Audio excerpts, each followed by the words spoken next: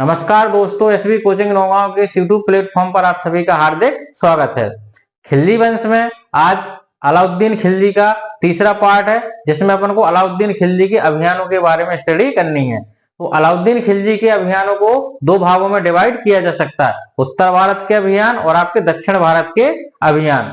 इनका अपन को क्रम से क्या करनी, स्टडी करनी है।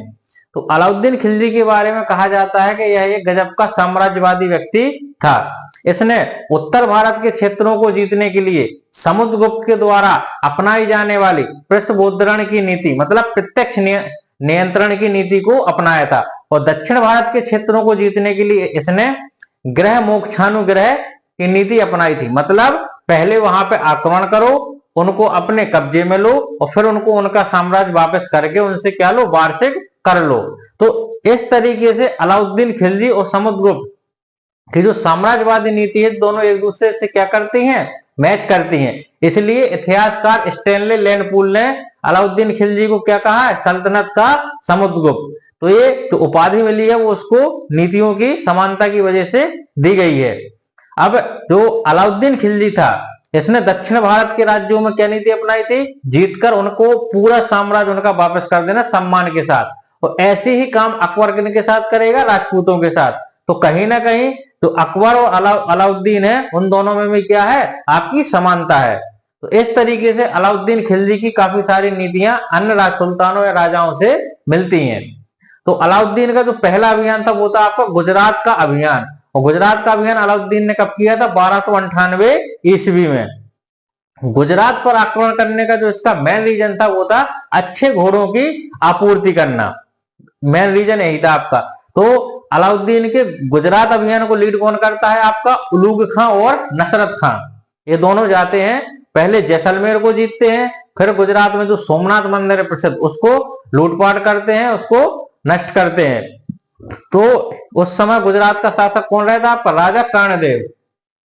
राजा कर्णदेव। तो यहाँ पे जाके ये दोनों क्या करते हैं, राजा कर्णदेव को पराजित कर देते हैं। पराजित करने के बाद होता क्या है कि जो इसकी बेटी रहती है देवल देवी और कर्णदेव, ये दोनों अपनी जान बचाकर देवगिरी के शासक रामचंद्र देव के यहाँ क्या ले लेते हैं, शरण ले लेते हैं। लेकिन कर्णदेव की पत्नी कमला देवी और मलिक काफूर, इन दोनों को लेकर जो आपके नसरत खां उलूग खां कहाँ जाते हैं, दिल्ली।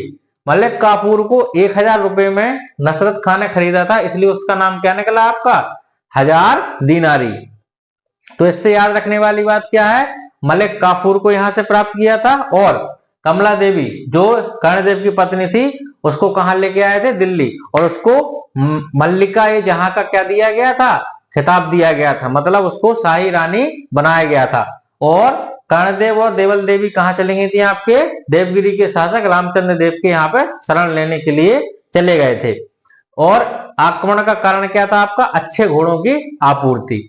और यही मलिक काफूर आपके जो दक्षिण भारत के अभियान है, इनका सेना नायक बनेगा, इनका सर्वोच्च व्यक्ति बनेगा, जो इन क्षेत्रों को अलाउद्दीन के लिए क्या करेगा, जीतेगा। ये था आपका गुजरात का अभियान। दूसरा अभियान है आपका रणथंबोर का अभियान। तो रणथंबोर का अभियान आपका 1301 ईस्वी में हुआ था। इसको भी किसने लीड किया था, आपके उलूग खां और नुसरत खां ने। उलूग खां और नुसरत खां।